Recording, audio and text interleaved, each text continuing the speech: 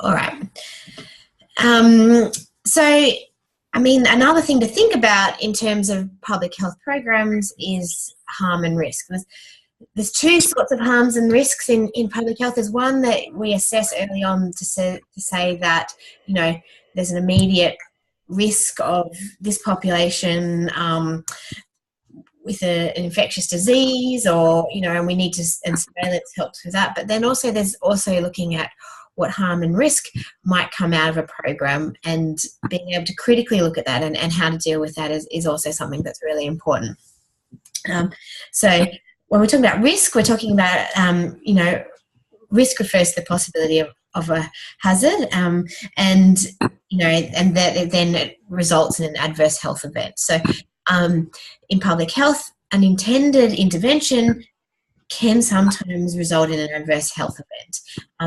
It's not what was intended, and often, we continually come back to the fact that health and public health is incredibly complex, and systems are incredibly complicated, and we might think that this intended intervention will have one outcome when unfortunately it has another. So just being wary of that, and when we talked about that 6-step evaluation of things, really looking from an ethical standpoint at how could we have minimised that risk, or how could we have minimised that harm.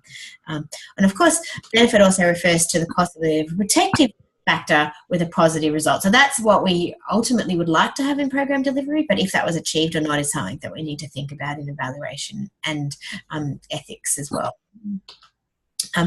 So, when we're determining harm or risk in public health programs, we can really sort of try and curtail what harm will come by sort of stepping through some of these processes early on. And also we need to look at, again, comes back to those stakeholder perceptions. What is the community wanting? What do they foresee? And, unless you actually engage with the stakeholders early on, the ideal program that you may have built on a solid evidence base, in reality might have catastrophic effectiveness if you're not actually consulting with the community. Classic example of this is, if you're planning a form of Indigenous health intervention around women's health, and you're going to deliver it in a particular manner, you get to the community and you find that that's actually women's business and it's not discussed in the open community, and you need to find a different channel of delivering that, because women's health and men's health issue culturally are seen quite differently and dealt with in very different manners. So stakeholder perception and consultation is so important. And also you need to think about in the planning and evaluation which groups are at risk, and it might not necessarily, again, be the target group of the intervention, but what might be the knock-on effect of changing a behaviour here for the population sort of downstream of that. If it's a maternal intervention, or if it's a family intervention, how is that then going to affect potentially children, or how is it going to potentially affect the social structures around groups not identified in that family structure that are really important in that also. So thinking about these different risks are really important. The severity of harm, and is that going to outweigh the benefit? And this is a big question at times, so is the harmful outcomes actually going to be more catastrophic than what the intended benefit was? And do we need to pull back now? Do we need to pull the levers on as public health practitioners decide that, no, we're actually going to be doing more harm than good with, even though this program was intended to have better health outcomes, we can see that in this situation it's not going to work. We might be exposing vulnerable populations that weren't intended, and we need to pull the brakes on, pull out, think about how better to address this. And was this effect preventable? If we're doing sort of, an evaluation after the intervention's been put in place, and the fallout was that there was harm. Could that have been prevented? And what were the steps that we needed to look at earlier on? Did we need to consult more with the communities? Did we target the wrong intervention group? What were the risks, and were they preventable? Sorry. So I think, an example of this, it's more effective to look at a work example, of course, oh, sorry, we've got a few more. I'm jumping ahead of myself. So we also need to look at the strength of evidence used in the assessment. And so sometimes, and this was the case often in the 2007 Indigenous intervention, the strength of evidence wasn't good. The way intervention occurred, the actual evidence basis wasn't there. So being mindful from an ethical point of view, critically looking at that evidence and saying, no, there's not the strength of evidence. You're not using that evidence hierarchy. You're not using the strongest evidence that's available to make that judgment call, and looking a little bit more about, what evidence is there, what's the evidence suggesting might need to occur first. And then also the level of uncertainty about, what the risk might be. So we might identify that there's a risk. We know that there is harm from that potential risk. Who knows how much? We're not going to know until the intervention has been implemented. Is it worth it? And often that's a question that we grapple with from a public health perspective as well. We might know, later on that we made the wrong choice, or no, that the harm wasn't that great and the program has been successful, but weighing up and making an informed choice when we do that, consulting stakeholders, consulting community members, looking at the evidence to really gauge just what that uncertainty might be. And also looking at other sources that might cause the same sort of risk, looking at other populations, what else has this happened elsewhere? If we do X, what will happen? And has that occurred in other populations? And going back to your evidence basis for that is very important.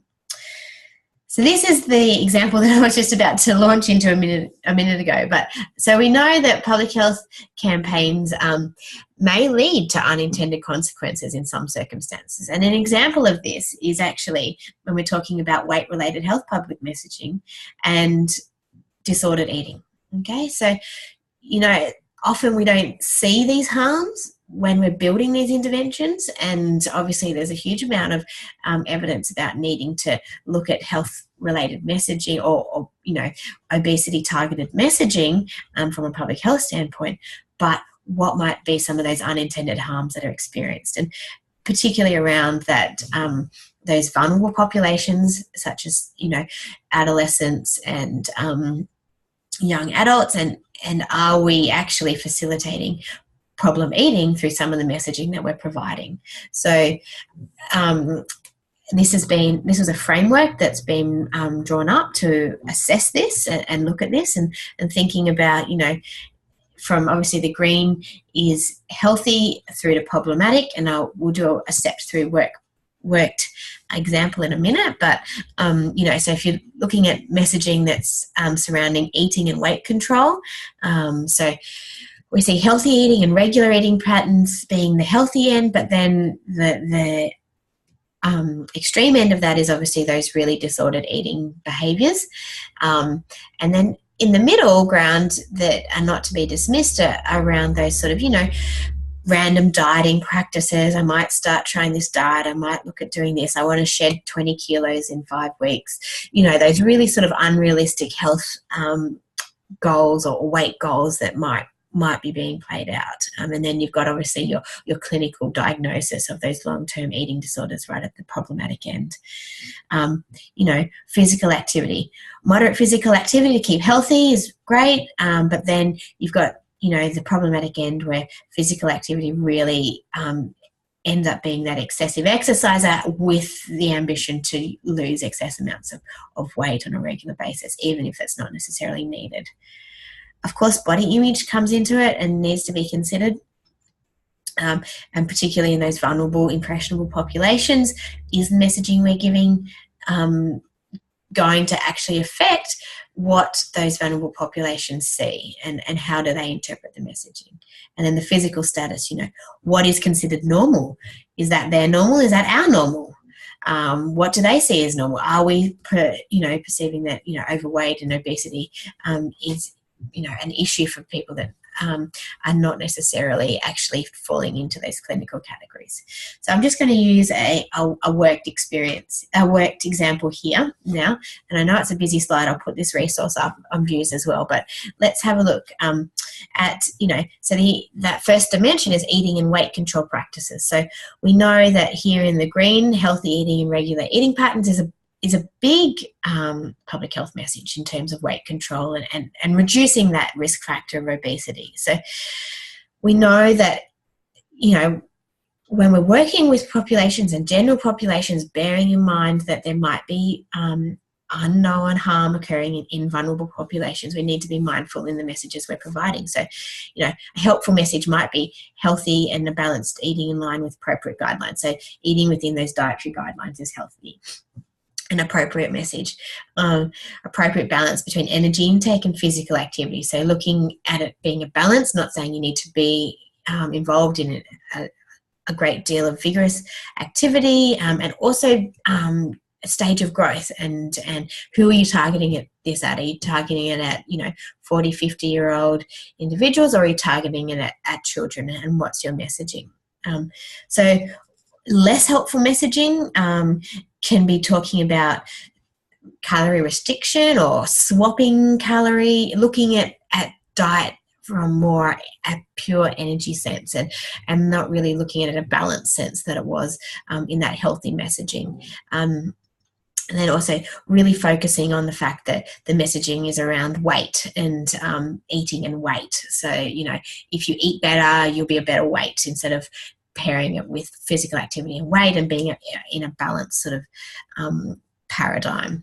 And also, and then obviously you can see that then follows that trajectory along those for those vulnerable eating disordered populations. And then working down here, you can see what we deem as healthy message, as appropriate messaging, and then what would be unhelpful messaging. So that's just a little worked example for you to think about, what might be unintended harms potentially in some of these populations that we're providing messaging for. From the evidence point of view, we need to be targeting weight. We need to be getting to people to address and think about this, but is it everyone? And how can we evaluate it, and also think about what potential harm we could be doing in certain populations, and enabling certain eating disorders with our messaging, which is completely unintentional but needs to be considered. So we're just going to, again, break out into some groups, and I want you just to think about what are some of the programs that, you think of as being major capstone public health programs that might have some unintended harms. So it's just really starting to have a little critical think about, what are messages that we're trying to get out there, and is there something that might be resulting in an unintentional harm, and what could we do better? What could be something that could mitigate these factors? So I'll stop the recording there and break you out again.